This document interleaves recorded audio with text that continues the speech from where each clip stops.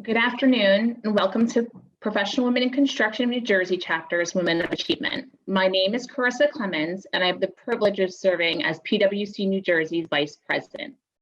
During a year of so much unknown, Professional Women in Construction New Jersey Chapter has found creative ways to support, advance, and connect women and promote diversity within the architecture, engineering, construction, and related industries. Throughout virtual programming, we have been successful at staying connected and supporting our organization's missions and goals.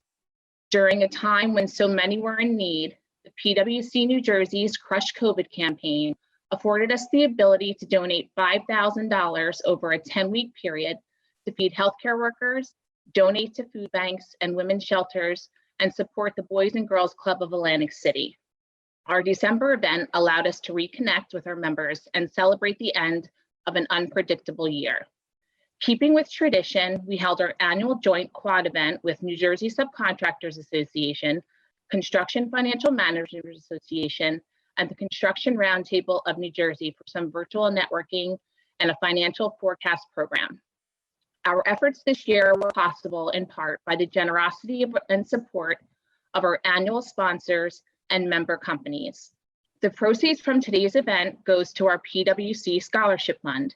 As a member benefit, we award two $2,500 scholarships every year to Women of Achievement, to a female high school senior or full-time college or trade student sponsored by a PWC New Jersey member firm or PWC New Jersey member individual. We are recognizing 3 scholarships today: Emily Hontz, Alexis Pope, and Erin Mallory. Today, we are joined by 2 of our scholarship recipients, Emily Hontz and Erin Mallory. Thank you, Carissa. Hi, Emily. Hi, Erin. Thank you for joining us today. From what I understand, you'd like to share a few words. Emily, would you like to go first? Yes, thank you, Carissa. Hi, everyone. My name is Emily Hontz, and I am currently a second-year student studying architectural engineering at Penn State University. And I wanted to take this time to thank PWC NJ for their generosity and support towards helping me further my education. Knowing that there are amazing companies out there that support women in construction and other STEM-related fields is so encouraging, especially as a young woman pursuing engineering. I also wanted to thank Torcon, specifically Erin Allen, for being so encouraging and helpful from the first moment that we interacted. Erin's passion for construction and helping others is inspiring, and she continued to support me throughout this entire process, and I'm extremely grateful. When I graduate in May of 2024, I hope to work on many different projects, especially projects in the medical field, because I think that helping to design and build healthcare facilities could be a really cool way to have an impact on people's lives.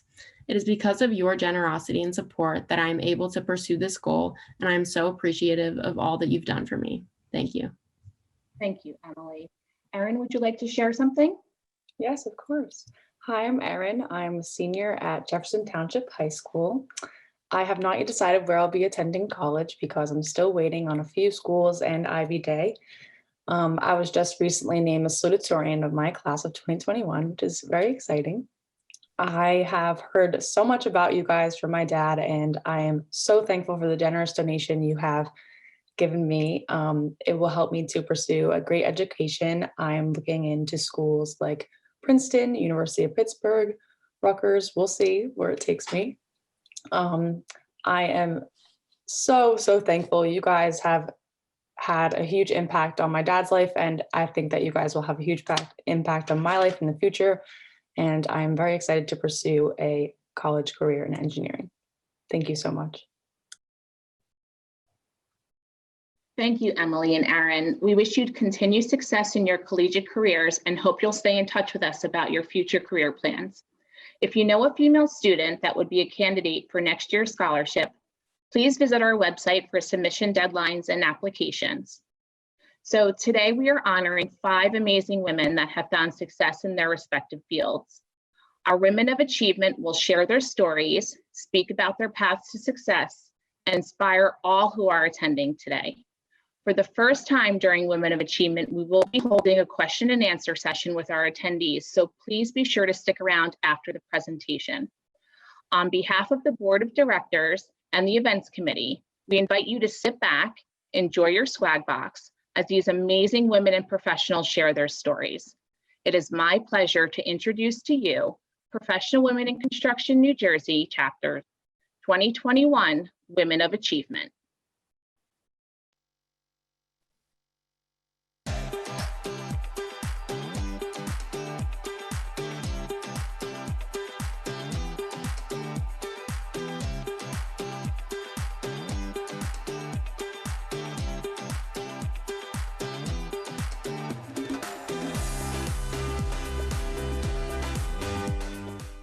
First honoree is Christine Orfillo, a key member of Jingoli DCO organization for the last 25 years.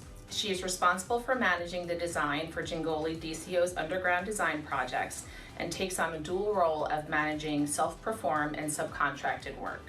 Christine's most important role at Jingoli DCO is a mentor to many who walks through its doors.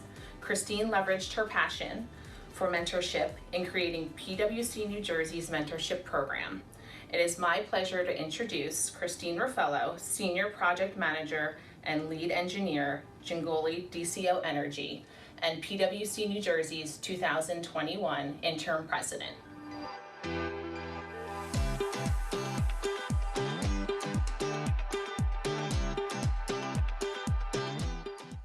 Hi, my name is Chrissy Ruffalo, and I've been working for the same company for almost 27 years.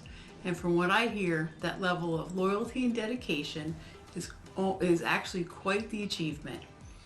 I think my path is a little bit different than most women who've been up here today, or will be up here today, or have been honored in the past. I am proud of what I do, but I'm not the president of a company or at an executive level. So being honored as a woman of achievement fits me, but in a different way. I started working for Jingoli when I was 20 years old. In my job now, I wear a design hat and a project management hat. And in reality, I wear any hat that anyone needs me to wear. I've been our safety manager, our QA manager. I wore an accountant hat for a long summer. I taught myself how to design and lay out solar photovoltaic systems and had the first of many crazy years laying out and designing tens of megawatts of solar systems throughout New Jersey. I became what I say is my true title, Chief Cook and Bottle Washer. I can do anything. I can figure out anything, but I'm a master of none. That may be a good thing, that may be a bad thing, but it's certainly my thing. So today, I accept this award for the women who do the work behind the scenes and find achievement in the things that they personally know that they do that helps a company be successful. I may never be that front woman, but I think I make a great back-of-house person. In striving to be the best back-of-house person, that is worthwhile. Not everyone can be in the forefront, but being that right-hand person, that trusted individual to be thrown the hard, tricky work, be the one that project managers and executives want on their team, be trusted by your peers to pull your weight and get deadlines done, to do the best day in and day out, continually produce and be trusted to get hard things done and done right. That is a true accomplishment to be and become that person. I believe I am that person. My bread and butter is designing underground thermal lines that steam, condensate, hot water, and chill water. I've done almost 15,000 feet of it at Montclair State University and thousands of feet of it in Atlantic City and even in Las Vegas. I've managed the design of large energy centers with boilers and chillers and engines. And right now, I'm managing the design and buying major mining equipment for a $60 million phosphate mining recovery plant in Florida. I was a recipient of New Jersey Biz's 40 Under 40 award, and the funny thing about that is we had to associate ourselves with a superhero. Who could do that, right? But one of my bosses, because I do have many, came up with Captain Capable. Can't you just picture the cape? That was special to me though. Special that someone that I admire so much and think the world of would capture me in those two little words. It's just another example of not needing to be the star, just needing others to think you're capable. I was appointed by the Governor of New Jersey in 2019 to be the professional engineer on the New Jersey Advanced Autonomous Vehicle Task Force. My role as the professional engineer was to lend perspective on test driving autonomous vehicles in a manner that keeps public safety in mind. Back in 2015, I came to be involved with the Professional Women in Construction, this New Jersey chapter. I was approached to be on the board to create their mentorship program. Our philosophy is that you can learn anything from anyone. We don't assign traditional mentors and mentees. We assign a mentor pairing. The essence of our program is you can learn from anyone, whether they're older than you, younger than you, more experienced than you, or less experienced than you. Doesn't matter. Just let that sink in. Our mantra is to be part of someone else's success story. I love helping to inspire others. I create a high school internship program at our work, and I take on many seniors during the summer who are looking to figure out what they're interested in, and I give them a taste of engineering and construction. My top summer was having 4 high school seniors at once, maybe even 5. My proudest summer was this past one, when I figured out how to run my program during COVID virtually for 2 young ladies who were rising seniors. I wanted to keep my word, although we were not working in our office, so I just figured out how to pivot to a virtual program. I actually just spoke to one of them, and she's decided to take on engineering in college. Very cool to have helped her figure out what she wanted in life. I've always loved giving back too. Jingoli is a devoted outreach program, and I created a construction math curriculum, and I teach it to high school students in Newark, Camden, and soon to be New Brunswick. What I personally see as my biggest accomplishment in my career is mentoring. So many of our college interns and many of our young engineers have passed through my doors in some form or fashion and are now on their way to achieving great things. That makes me proud to see, and I thoroughly enjoy the success of others. To me, the pure meaning of being a mentor is to support someone else's success. Help someone else see their own potential, guide them through support, and show them your attention, and that you are always there for them. You listen to them, be their sounding board. Want them to be better than you. Take the time to explain things, and mentoring does take time, but the investment in others is so worth it. That is my joy. And I'm not up here because I'm special. I'm up here because I had great mentors and great people to look up to and great people to support me. I'm completely supported at work. I learn from the best. I am surrounded by such hardworking and dedicated people. My dad's a hard worker, so I have it in me to work hard. But seeing my bosses, Paul, Patrick, Robert, work hard, I would not and could not be any other way. So know this, if you work hard, others will notice and others will work hard too because of the example you set. So it starts with you. I'm also here because of my mom. She taught me to be generous with myself and my time.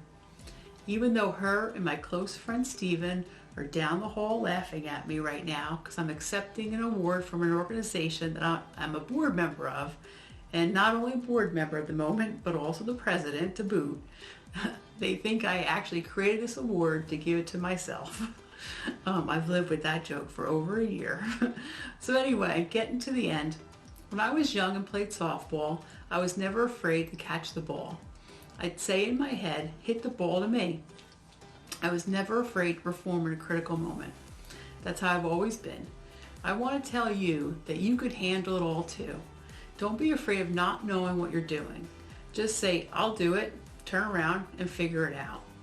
Be that person right now at the level you are at right now. Be the one that everyone counts on. In my mind, my hard work, my passion for giving back, and how I always am willing to pitch in and do more, these are the reasons that got me to this point and why I'm accepting this award. I hope to inspire people who don't necessarily see CEO as their career path, but yet understand that they can accomplish so much at the level they are at right now. So you don't need a fancy title to make a difference. So if I could provide others out there with a sage piece of advice from my story, it is not everyone needs to break the glass. That glass breaker needed someone to steady their chair that they stepped on to break through the ceiling. That person should know in their heart that their hard work helped someone else break out and shine. So keep working hard, become a mentor to someone at work or someone you know. Help others be smarter and better than you were. Be that person that is depended on. Be that person that steps forward and doesn't step back. Be that person that people want on their team. You don't have to lead the team to make the difference. You can make a difference every day in what you do on the team. So thank you, PWC, for this award, and thank you everyone for listening to my story. Our next honoree, Karen Barnes, has over 30 years experience in all aspects of environmental investigations, testing, remediation, community outreach, and site closures. As one of the 3 founding members of Langen's employee research group, Women at Langen, Karen has presented to a wide cross-section of professional women and their male counterparts on issues surrounding gender equity. It is my pleasure to introduce Karen Barnes, LSRP, PG, Principal and Environmental Practice Leader with Langen.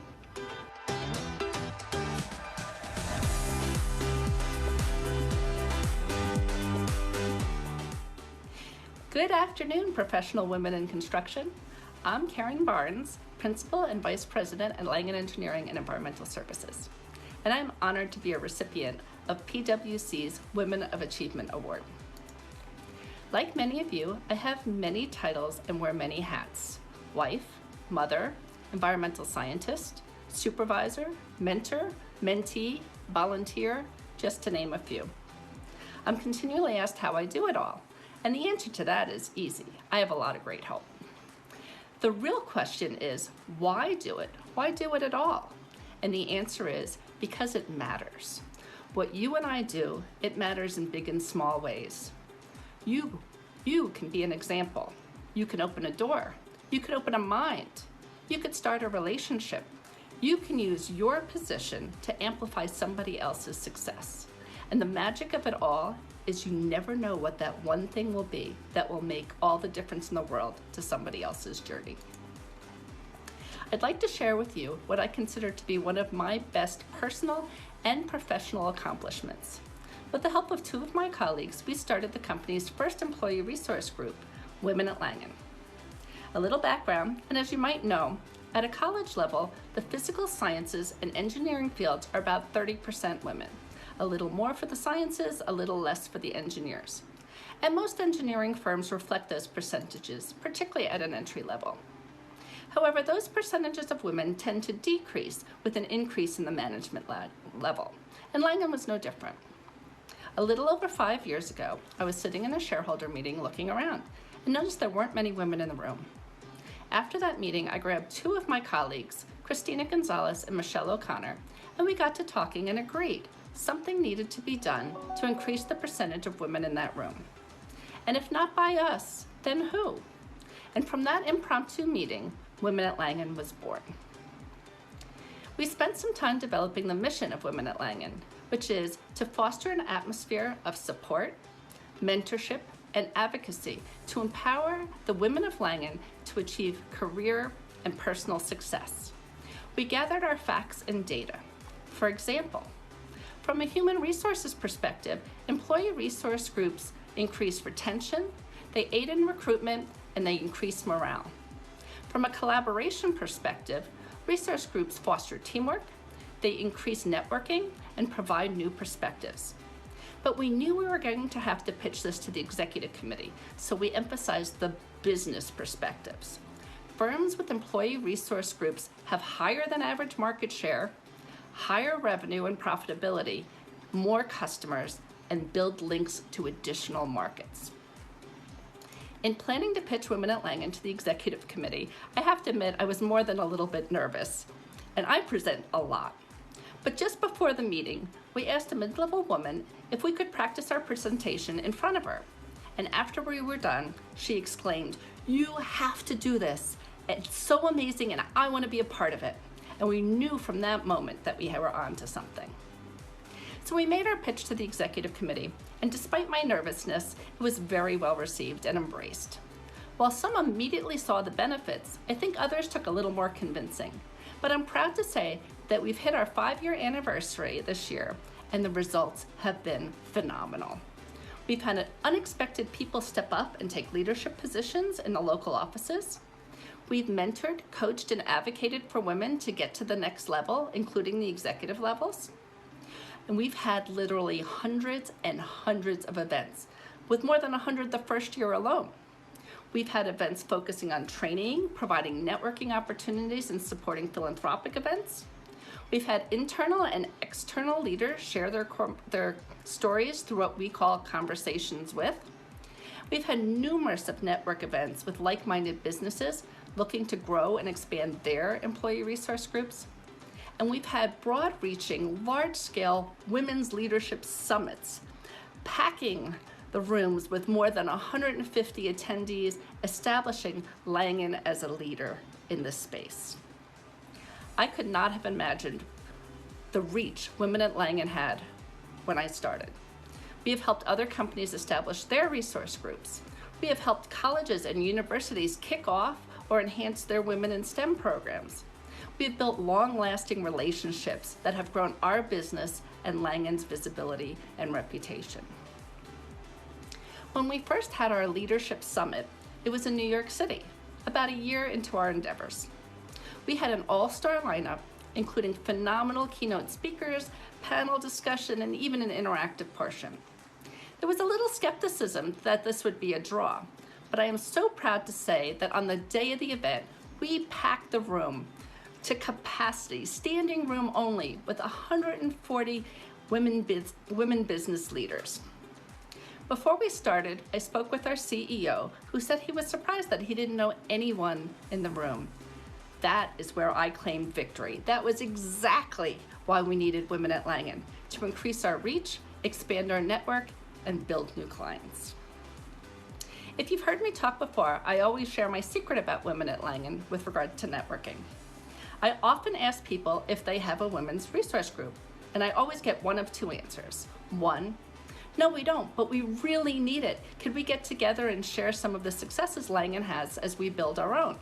Or two, yes, we do have an employee resource group, but we'd love to connect our groups and share our successes and lessons learned. So either way, it's a win-win and new networks are developed. My journey didn't stop there. Since then, I've leveraged what I've learned about advocating for people and change. I've mentored and coached women and men on how to make it to the next steps. I've opened doors and opportunities for aspiring professionals to make their next steps. I've worked with my professional organizations to make sure there is diversity of all kinds in their leadership and establish respectful behavior and anti-harassment policies. I've been happy to speak at high schools, colleges, and business events, but there's more for all of us to do. And it's important that we have men as our advocates too, to speak on our behalf when we are not in the room. I've been lucky to have great mentors, both men and women. I'd like to implore each of you to find the one thing that you are passionate about and remind you that your input matters. Listen. Really listen to people and their stories. Learn.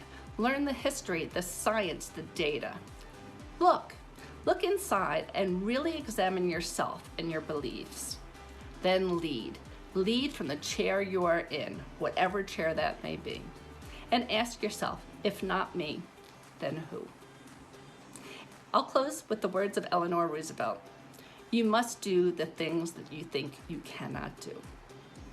Thank you again for this honor and have a great day. Our next honoree, Darlene Regina, has over 42 years experience as a trade professional, demonstrating her expertise in labor relations, government affairs, workforce development, safety, and training. As COO of ACC New Jersey, Darlene is responsible for the day-to-day operations of an organization of general contractors and construction managers whose members are responsible for billions of dollars in public and private non-residential construction projects. It's my pleasure to introduce Darlene Regina Chief Operating Officer of Associated Construction Contractors of New Jersey.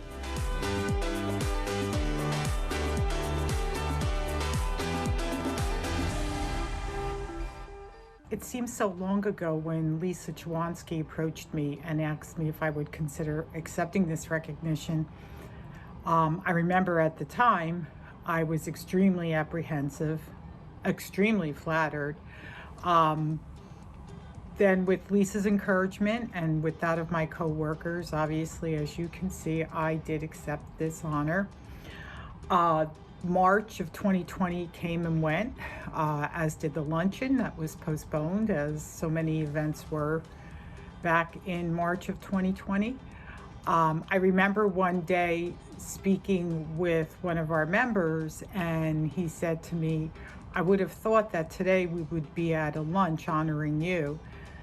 And I was so flattered that he remembered that date, because I certainly did not, and there were such hectic times. And the reason I share that story with you is to give you an idea of the type of people that I've worked with throughout my 43 years in the construction industry. I began my career with the association. It was with the Building Contractors Association of New Jersey in March of 1978. I actually thought my career would be coming to an end in late of 1981 when I was leaving to give birth to my oldest son. At that time, it was fairly common for moms to stay home while the kids were young. And that was the plans until my last day, when I was approached by our executive director at the time, my boss, Ed Burke, who was an amazing individual and a real industry icon. And he asked me if I would consider coming back part-time and maybe doing some work at home when I was ready to do that. That wasn't really very common back then, so I really thought it was an amazing idea. I went home that night, spoke to my husband. He thought it was terrific. And then we looked at each other and we said, okay, now who's going to tell our moms? But they were great. They embraced the idea and they even helped us. Fast forward to 1987, I had my youngest son. I continued to work part-time until 1996, when I was approached by our then CEO and our now CEO, Jack Kosis, who asked me if I would come back full-time. I agreed to. Then everything just kind of took off from there. So that's a little bit about me. As far as my role as a woman in the construction industry, I will say that I was somewhat intimidated in the beginning, especially that first Board of Trustees meeting I went to, probably at the ripe age of 21. It was myself and 30 males, and I was there to take the minutes of the meeting. But one thing I can honestly say is that from that very first day until today, I have been treated with the utmost respect and professionalism from all of our members. And not only our members, really anyone I've worked with in this industry. Unfortunately today, it's not uncommon for women maybe to be treated inappropriately or not fairly. But I can honestly say that has never, ever been the situation. On the contrary, I have learned so much from the people that I have worked for and with. They are genuine, they have integrity, and they're really smart. It isn't always easy in this industry. As you can imagine, there's a lot that goes into having a successful construction company, from labor relations to government relations, safety, accounting, legal. And our role at the association is to help our members achieve that level of success. So just being involved in so many different issues, I guess you can say, has kind of made me a jack of all trades and a master of none.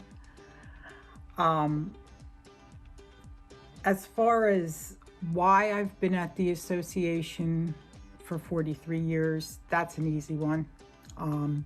It's because of the people that I work with and the people that I work for.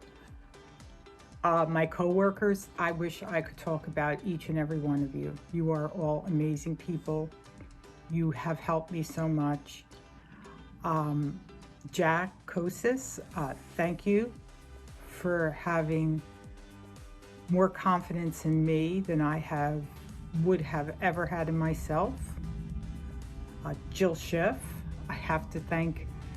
Jill is not only my friend in work, but out of work. Jill has been there for me in good times and bad, from graduations to bridal showers, weddings, baby showers, and sadly even funerals. Our friendship is very special and something that I will always treasure. Outside of staff, I've worked with amazing people, industry, labor leaders, fund administrators, our professionals, our legal counsel, our accountants, our associate members who I have tapped into so many times for their knowledge and expertise, and especially our members. You are responsible for where I am professionally today. You've had confidence in me, you trusted me to help you, and I've learned so much from you. And probably, other than my faith and family, my job has truly been one of the greatest blessings in my life. And I am extremely thankful and grateful that back in March of 1978, when I was offered a position at the Building Contractors Association of New Jersey, that I said yes. This is an amazing industry. There are amazing people that work in this industry, and I can't thank you enough for the opportunities that you gave me. And thank you very much again for this recognition. Our next honoree, Catherine Gibbs, started her career with Merck in 1992 in the Global Engineering Solutions Organization. Throughout her career with Merck, she's transitioned into the Global Real Estate Organization, became responsible for development and management of Merck's workplace strategy, shifted into a project engineering and capital planning role, and became responsible for managing the global workplace and enterprise services. Catherine now works on strategic projects supporting the North American facilities. It is my pleasure to introduce Catherine Gibbs, Director, Engineering, North American Facilities Management with Merck & Company, Inc.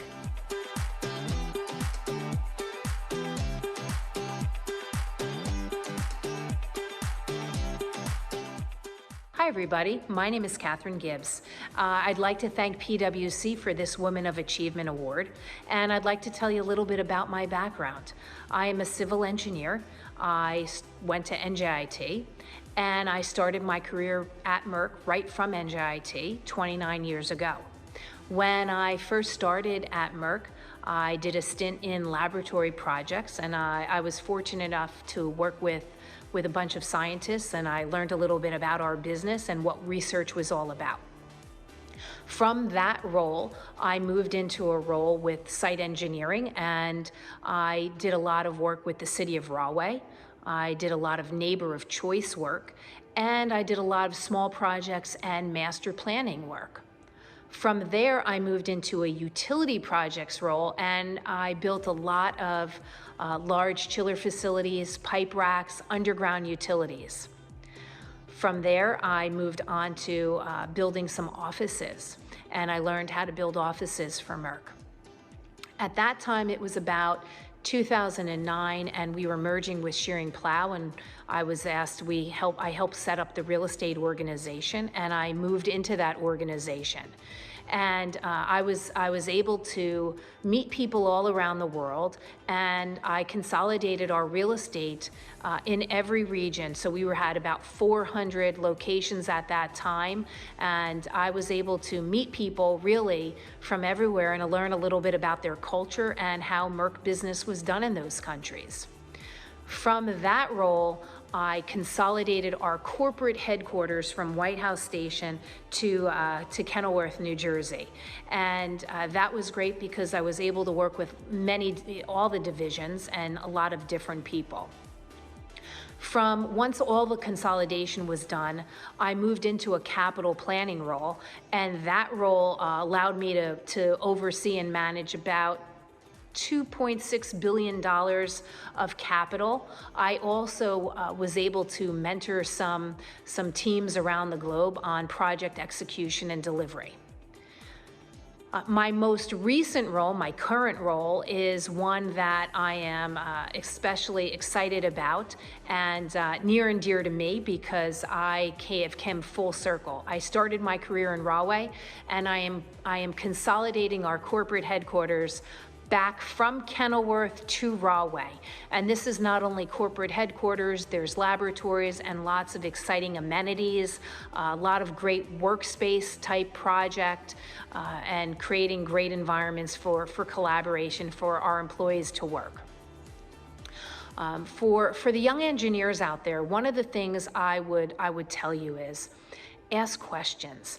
I have been so incredibly fortunate, and I'm so proud to work for a company like Merck. Our mission is so great, saving and improving lives. Work for a company that means something to you, that has a great mission that you can relate to. And when you get opportunities at your company, and you're not so sure about them, think about it. Take a chance. You can learn from everything that you do. Every role I've had, I learned from. Not every role I knew everything about, and that's what it's about, learning and growing and developing. I will say I've had some great mentors along the way. I was the only female engineer in my class at NJIT, so it was great when I came to Merck and I had some female mentors. But I had some great male mentors along the way as well. And, again, ask questions. Your journey starts with you. You control where you go. There's so many opportunities for you. I really encourage you to ask those questions. One of the other things that I am especially grateful to Merck, they allow me to grow and develop and focus on areas that I am really interested in. I have, for the last 4 years, have been working on a global diversity and inclusion team, a disability inclusion team. And, with that role, I focus and I champion universal design for Merck globally, universal design in the built environment. And that's been something that I'm very passionate about, really incredibly near and dear to me.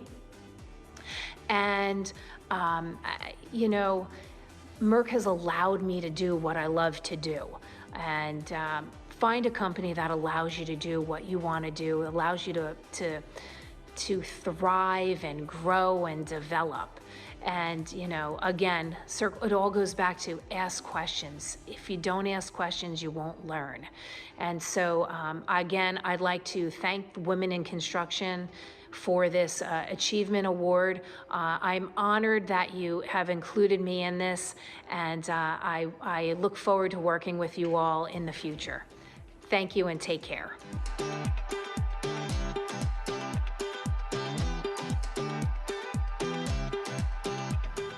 Hello everyone, First Lady Tammy Murphy here.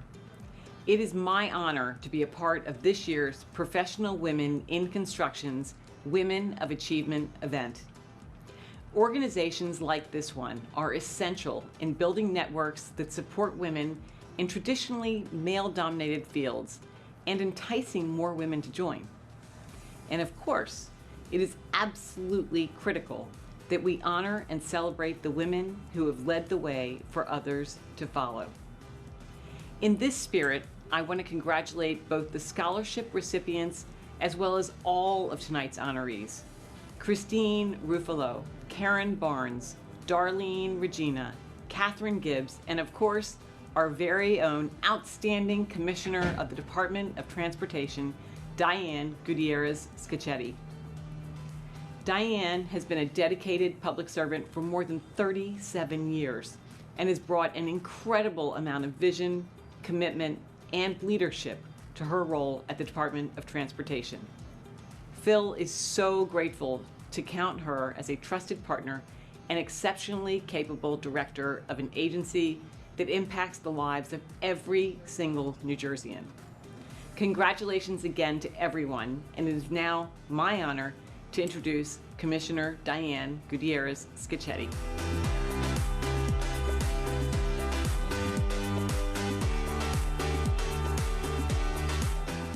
Hi, my name is Diane Gutierrez Scacchetti, and I'm the Commissioner of the New Jersey Department of Transportation.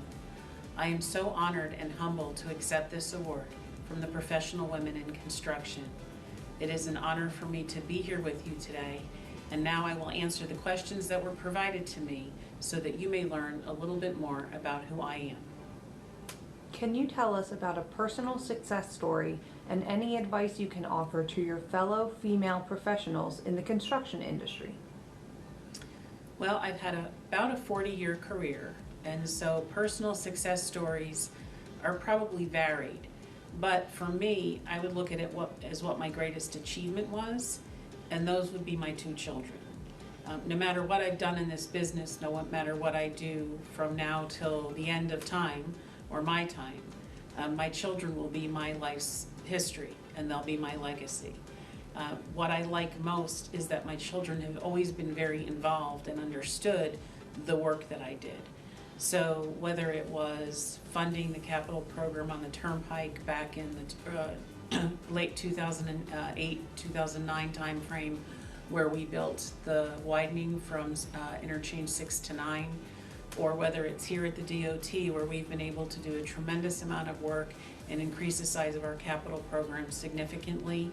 Those are certainly achievements and certainly personal successes, but they're also departmental successes, not something I could have done without all the people around me who do such good work every day to the benefit of the state of New Jersey. As far as advice for women in construction, understand that you have a role in it just like anyone else does. And certainly being a woman in this industry is not always easy. It's still pretty much, relegated to a man's field, and that's okay. We're happy to have them with us too. But there are more opportunities every day for women to succeed in construction. Whether you own your own contracting company, whether you're a field inspector, whether you're an engineer designing projects, we need all of you. We need your skills, your abilities, your outlook, your vision. And so I would not let anyone discourage you from choosing this field if that is what you so desire. Is there anything you can share about your family, your education, your background, something that might surprise us about you, how you got started in the business, your work journey, job history, etc.? Of course. So I was blessed to be raised by 2 wonderful parents who worked very hard for all 3 of their children to be successful. I was the only one of my siblings that went to college, and that was a big deal for my family. And so I was very lucky to attend the University of Connecticut, and my parents were very proud. And I think about that when I started in 1977, what was such a big deal? Well, today, I don't even want to think about what their tuition is, but when I went to school in 1977, it cost $2,000 a year for me to attend an out-of-state school. So for any of you parents out there paying student loans like me, it is amazing that you could go to such a good school for such a little bit of money. I did my graduate work at Rutgers at night while I was working, and very, very happy to have been a Rutgers grad in the Institute of Management and Labor Relations. I didn't get into this industry because I wanted to actually work in transportation. I wanted to be a labor negotiator. And so this industry has obviously a huge union presence. but so do these agencies. And so that is how I got my start.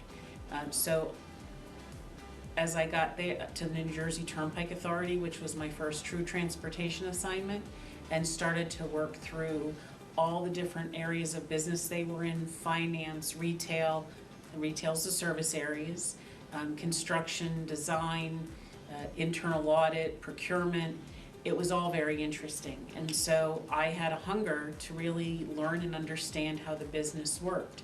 And many of my employees have heard me say time after time, you do need to learn the business you're in. Not just the little piece of it you do, but you need to learn the business that you're in. It's very, very important. So that's how I got into transportation. Spent 21 wonderful years at the Turnpike before moving on, and then spent almost 7 years at Florida's Turnpike, learning so much about Florida DOT and how a DOT works. And so coming back to New Jersey to be able to apply all that knowledge was really just the ultimate blessing. That and being able to be here to spend my mom's last years with her. Can you tell us about any mentors you have had along the way? I have been blessed to have many coaches and mentors in my lifetime, and I try hard to return that favor to folks that are looking for that kind of inspiration. But I would think the one person who inspired me and lifted my career the most was Frank McDermott. Frank McDermott was a management side labor negotiator, but he was also chairman of the New Jersey Turnpike Authority for 8 years. And I studied under him and learned under him and spent time with he and his family, really just getting to know him and him getting to know me. And we stayed friends well after his time after the Turnpike Authority. But he had a wonderful career. He was an assemblyman, Speaker of the Assembly, a senator, Senate president, ran for governor. It was just amazing to watch how he strategized and maneuvered and got things done. And I was grateful to him always for really lifting my career in transportation.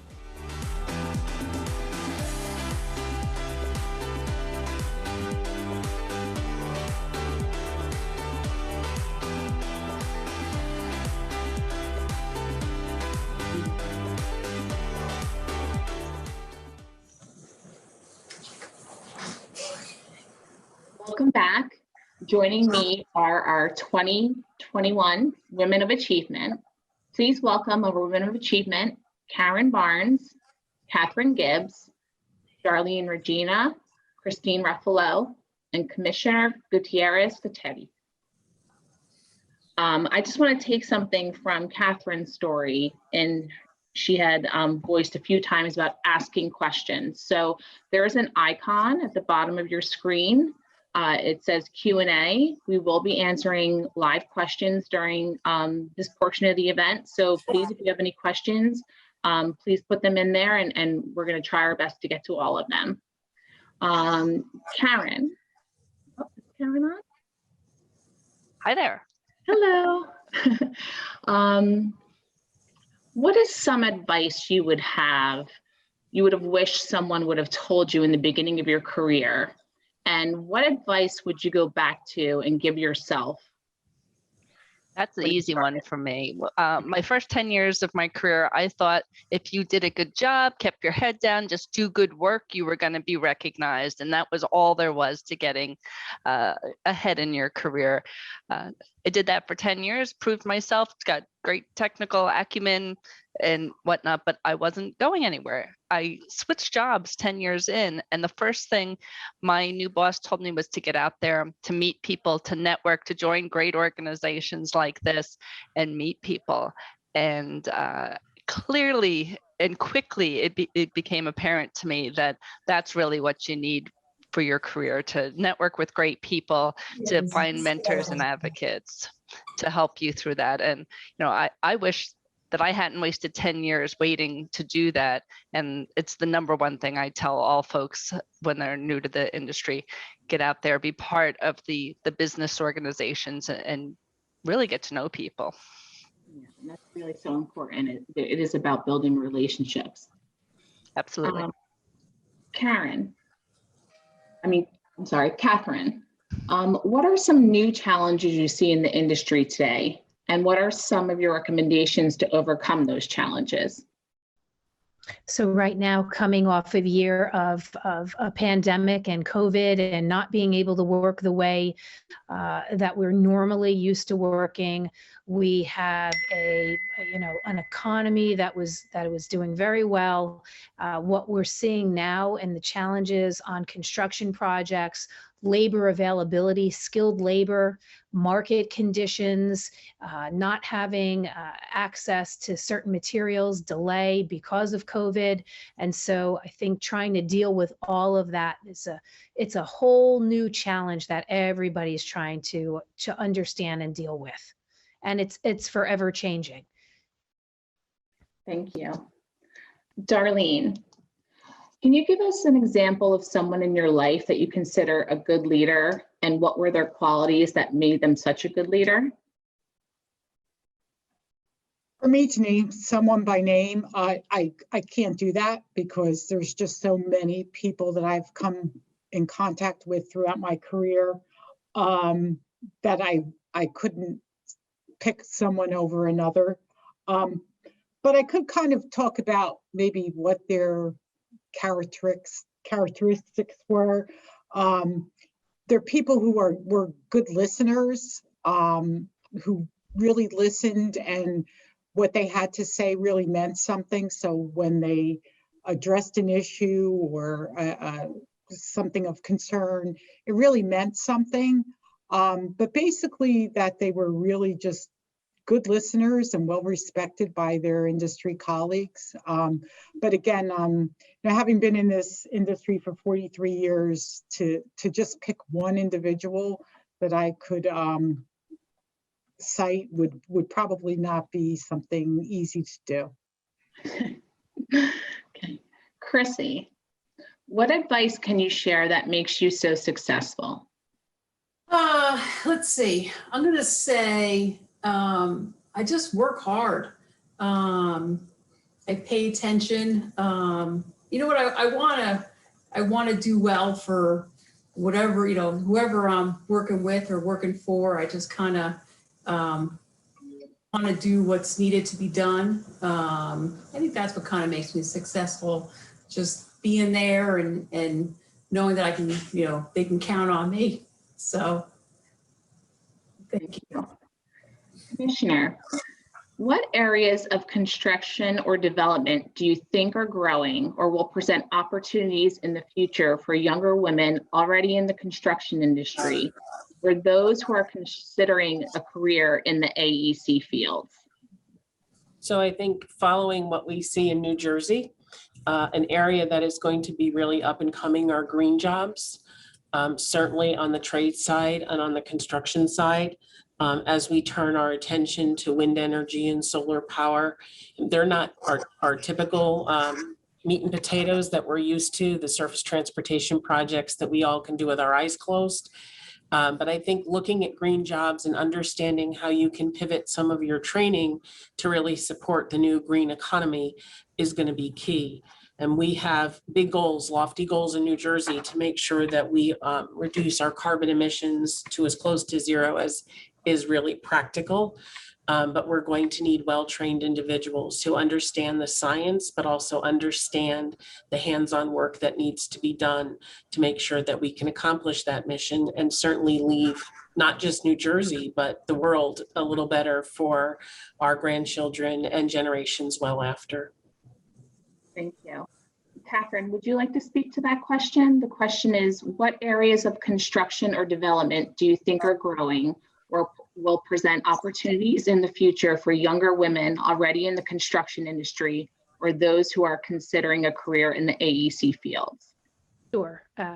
So I think, with projects moving faster and faster and everybody looking for ways to be most cost effective on projects, we need to look and focus on lean construction, modularization, off-site fabrication, and doing as much as we can in parallel work streams to get projects done safely, quicker, and very cost effective. So I think that's the way, and using a lot of the technology, right? New technology, not new technology, but it's really going to be important with BIM modeling and using virtual tools for aiding in construction and on the spot review of conditions in the field.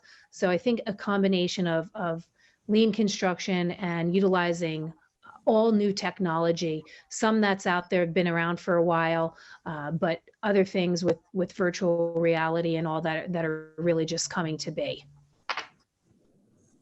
Thank you. Darlene, as a jack of all trades, if someone gave you an opportunity early on in your career to pick a single path, what would you have chosen?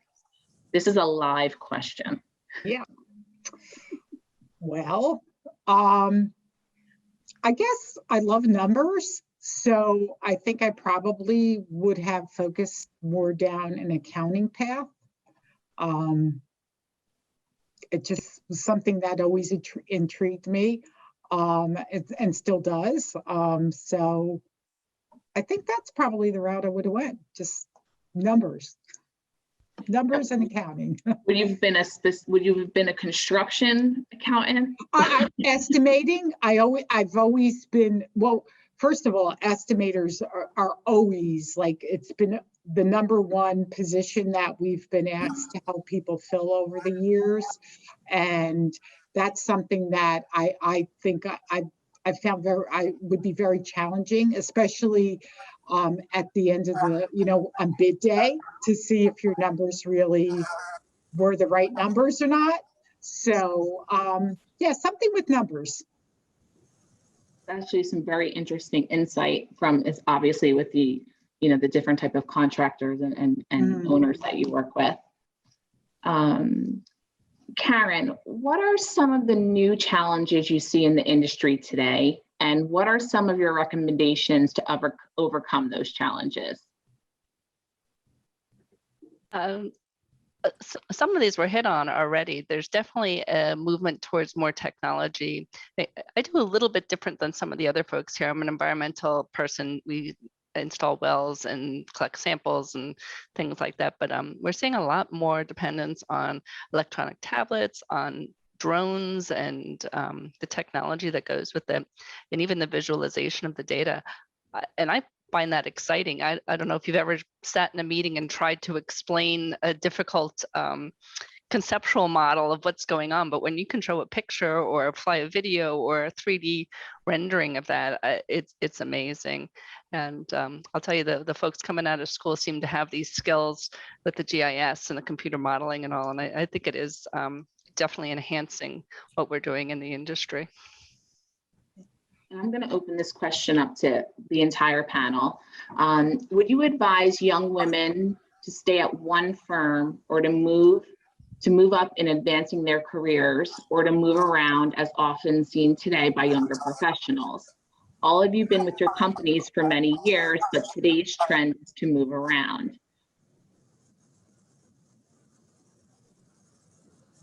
Anyone would like to respond to that? I'll say, I guess it depends on how your company is treating you. And if you see a clear career path and you see opportunity for growth. I stayed with my first firm 10 years, and when I realized that there wasn't more opportunity for growth is when I changed it. But I've been with Langen now over 20 years, and I feel that even now there's still plenty of opportunity for growth for me. And I try to convey that to our junior folks. So yeah, that's my answer. If your firm provides plenty of opportunity for growth, there's not necessarily a reason to change. But if you don't see it, absolutely change. So I'm going to add on to what Karen said, and I think some level of stability, demonstrating that you can stick with something for a while. One thing I see in some of our young folks today is a lack of patience. And they don't understand.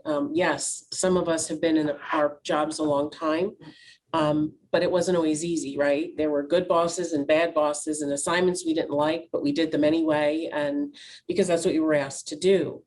And so I think when I look at a resume, especially of a very young person who has moved around a lot.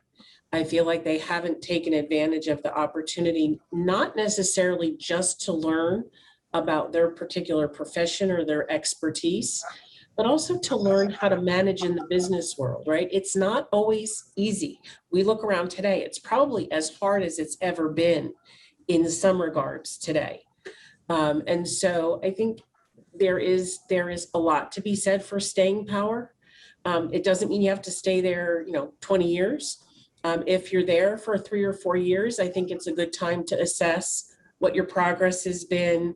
Is it a company that's investing in you? Are there other opportunities? And I think you become then a very strong candidate to then put yourself out back on the market.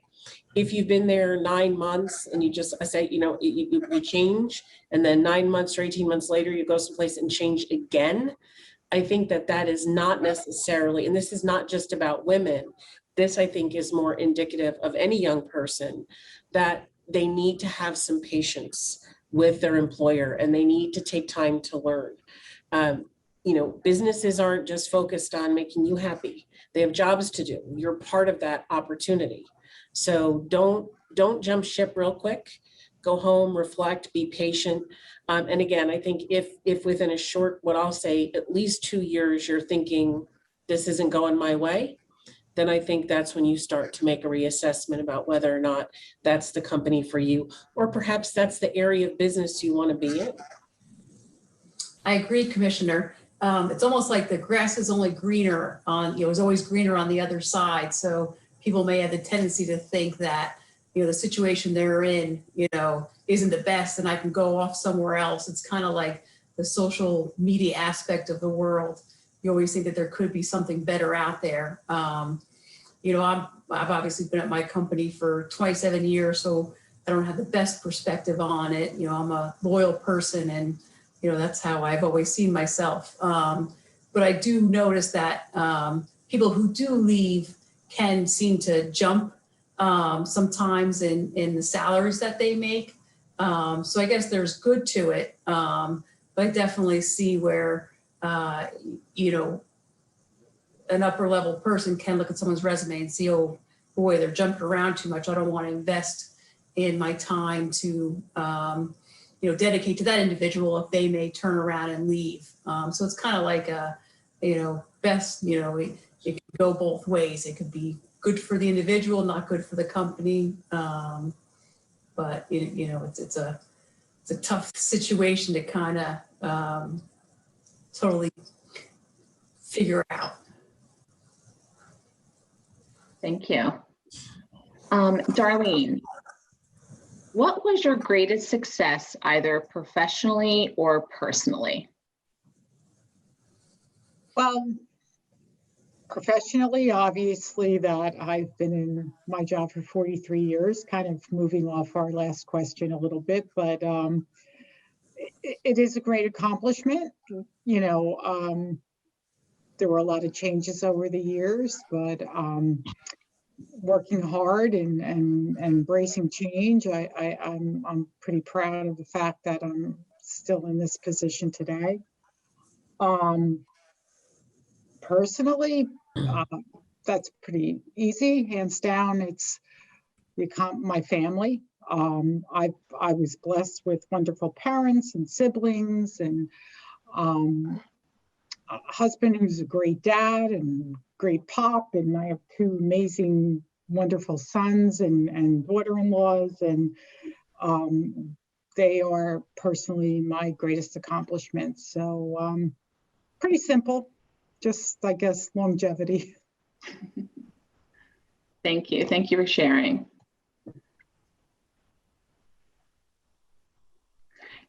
Karen, what is the best approach to find a mentor? It's not so much as seeking somebody out as trying to find somebody that aligns with where you want to go. And I spent many years trying to figure out who my perfect mentor was. But once you figure out what you want to do and where you're going, you'll find that mentors kind of show up kind of every which way. I told my story about women at Langen, and I'd say up to then I didn't have a perfect advocate or a mentor, but as soon as I realized that I wanted to use my voice to start those conversations, I started to find lots of mentors and advocates that were willing to help introduce open conversations and open doors for me. It's hard to walk up and say, Chris, will you be my mentor? It's like, I don't know you. I don't know how we get along. You really have to find somebody that's kind of on the journey with you, or maybe a few steps ahead of you in your journey. Thank you.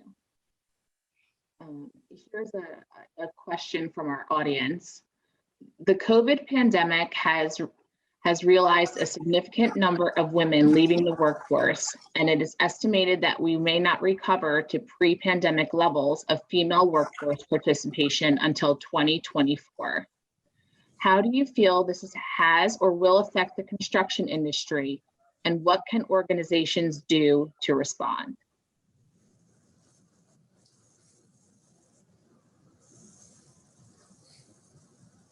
I'm happy to jump in with that one if you want me to there, Chris. We definitely see it. And when you look at women in their career growth, we tend to lose women midway through the pipe when they have a couple of years in, but before they're managers. And that is really the time when they have young children, and everything kind of comes to a pinch point at that time. So it's really no surprise to me that during the pandemic, these are the folks that are having the hardest time. They're trying to balance the kids working at home and their work, and hold it all together along with a little bit of sanity. I think the best thing we can do for them right now is afford them some flexibility in their work schedule, and a little bit of understanding. If you can allow that working mother to have a couple hours off in the middle of the day to tend to her kids or attend an event, that builds loyalty, it builds commitment to the firm. And I think this will be kind of short-lived, but if we can afford them opportunities to work from home or remote locations or other hours, you don't want them working around the clock. You don't want them doing their 8 hours with the kids and then another 8 hours at work and then not sleeping. But to have that flexibility as you go through the day to the most extent you can, I think will help the women stay in their workforce and help companies retain really good people. I agree. I think that now more than ever, it's important for flexibility for people in those situations. And, we all have to take a minute and stop and think about when we were or how it would have impacted us had we been in that situation. So, just to give that flexibility and show a little compassion there, and will go a long way. And I think it will be short-lived. I don't think 2024 is the realistic year for things returning to normal. Hopefully not. Thank you. Okay. Chrissy, what training or programs would you suggest to women that are starting their career in construction that would help them grow in their career? You know what? It's funny because I'm a professional engineer, so I have to do engineering credits every couple of years, every 2 years. And there's a lot of like PDU credit websites out there that you can actually just download their manuals and learn anything about anything. Like I'm not, I don't have an electrical engineering background, but I like to read up on electrical engineering or read up on hydrology, just stuff that, road building, stuff that's not in necessarily my wheelhouse, but is interesting to know. So I think it's important to be, well-rounded. As I kind of spoke, I'm more of a jack of all trades than a master of one. That's definitely has worked for me. But I think it's important, even if you are kind of career tracked to some degree, you're always going to be in a meeting where knowing, having knowledge on, a myriad of different, things out there is always going to help you.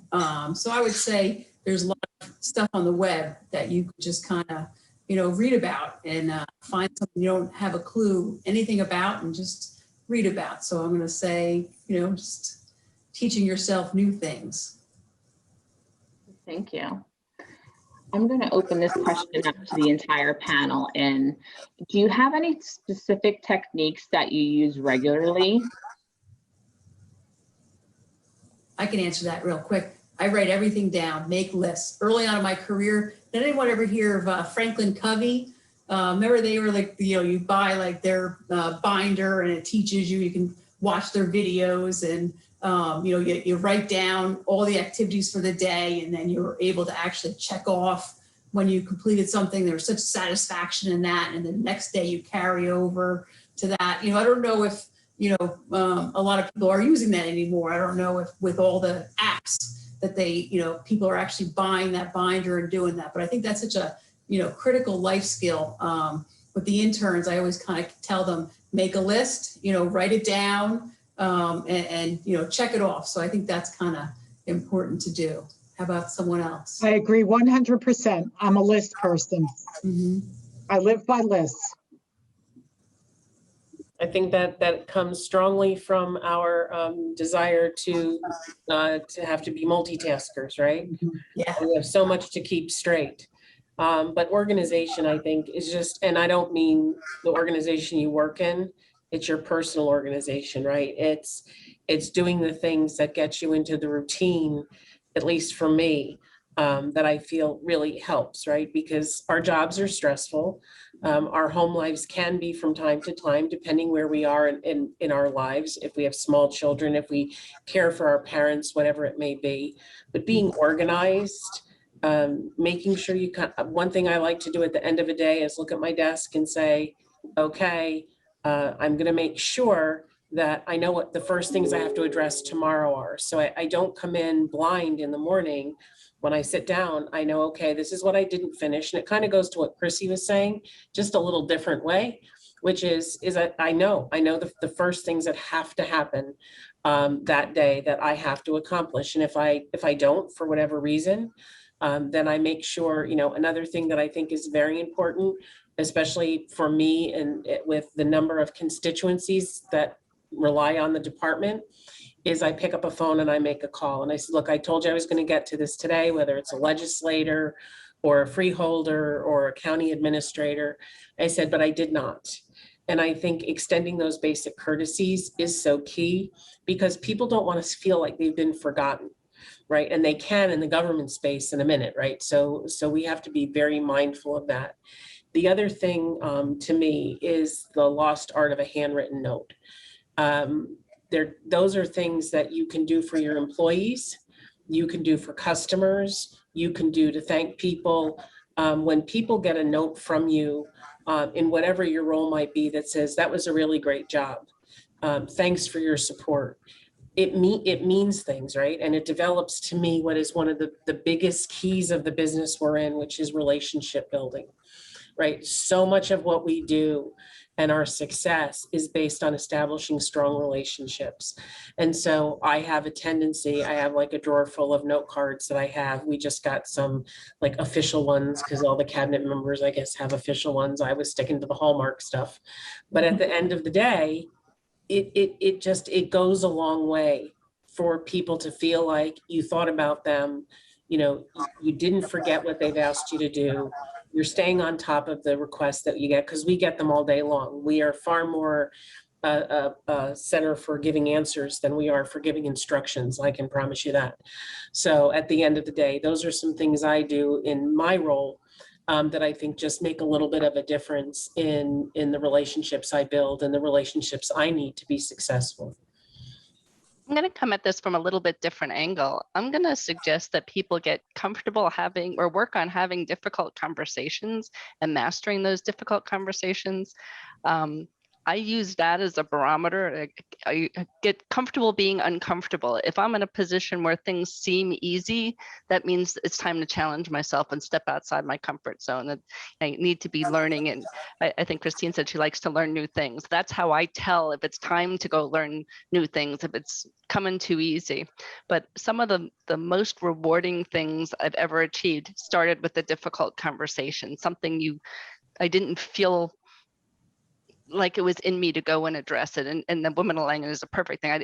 Why me? Why would I do something? Why am I going to stick my neck out for something like that? But like I said, some of the most rewarding opportunities and challenges have come from being willing to be uncomfortable. And it's something you got to work on every day.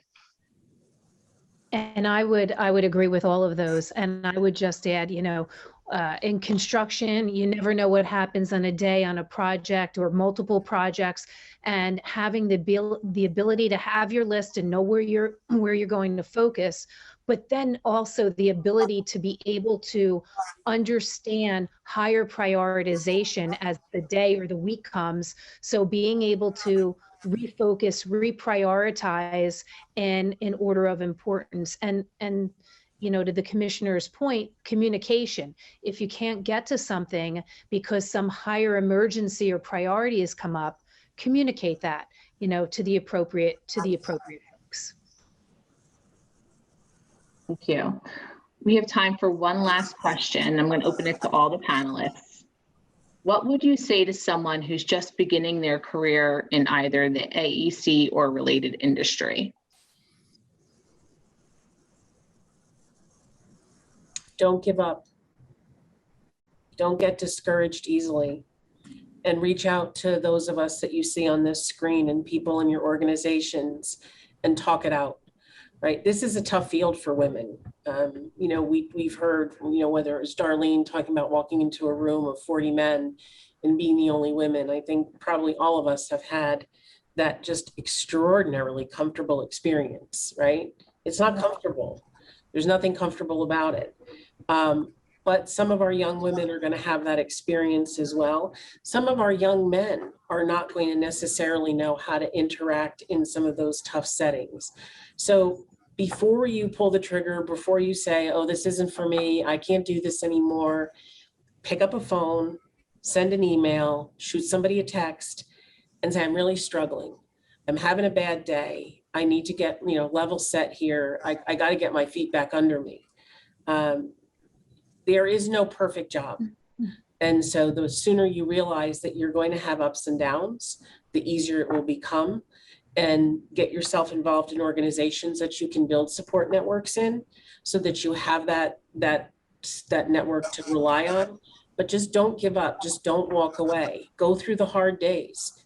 We all go through them. And anybody on this screen will tell you, even at the level some of us have achieved, we still go through hard days. This is not a picnic. So it's okay. And keep fighting, and know that all of us here are here to support the next generation of women who will come up in the construction industry, and the next generation of young people who will continue to move this country forward. I actually like to encourage young women to do the things that I'm uncomfortable with. So for instance, I'm really not that comfortable in a networking kind of session. I feel like it's just not something I'm comfortable with. So I encourage the young women I'm around to, hey, you know what? I want you tonight to walk up to 3 different individuals and introduce yourself. Just walk up and introduce yourself, because that's not something I'm necessarily comfortable with. So I feel like at a younger age, at a younger part of their career, if they can get comfortable with those kind of things, they're just going to be so vastly better off, when they, 10 years, 20 years down the line in their career, if they just get used to things like that. Step out of your comfort zone. Public speaking is huge. Like just being able to, sit around, whether you're in a group of 2 or a group of 20, be comfortable in doing that. So kind of push yourself into a situation you're not uncomfortable with, and while you're young in your career, because it's just going to make you stand out more, and be more apt to speak for yourself and to speak up, later on, when it matters so much. So that's kind of my advice. And I'd like to just say, again, it goes back to what I was saying. Ask those questions. You must ask those questions. Take chances. Go to Christine's point, go out of your comfort zone. Take an opportunity, that a job opportunity or a role in your current company that you may not you may not feel so comfortable with, because it will help you in the long run really round out your experience, and you never know what stepping stone that opportunity gets you to.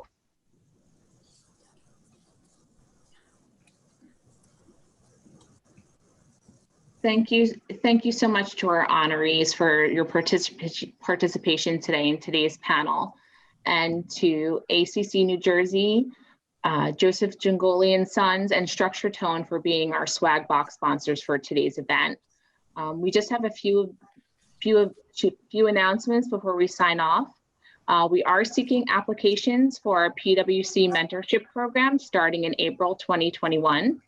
PWC mentorship program mission statement revolves around the notion that all members can learn and benefit from the experience and knowledge of all careered individuals, regardless of their personal career paths within the construction industry. For more information, please visit our website. We are also seeking applications for the PWC New Jersey's Board of Directors. PWC New Jersey is looking to amend our bylaws to increase our board from 9 to 11 members. We are seeking dedicated individuals for our board who are willing to play a direct role in the future growth and direction of our chapter. Please visit our website for an application or contact our board president, Christine Riffle. I hope you all are leaving this program as inspired as I am, and we hope to see you at future PWC events. Have a great night.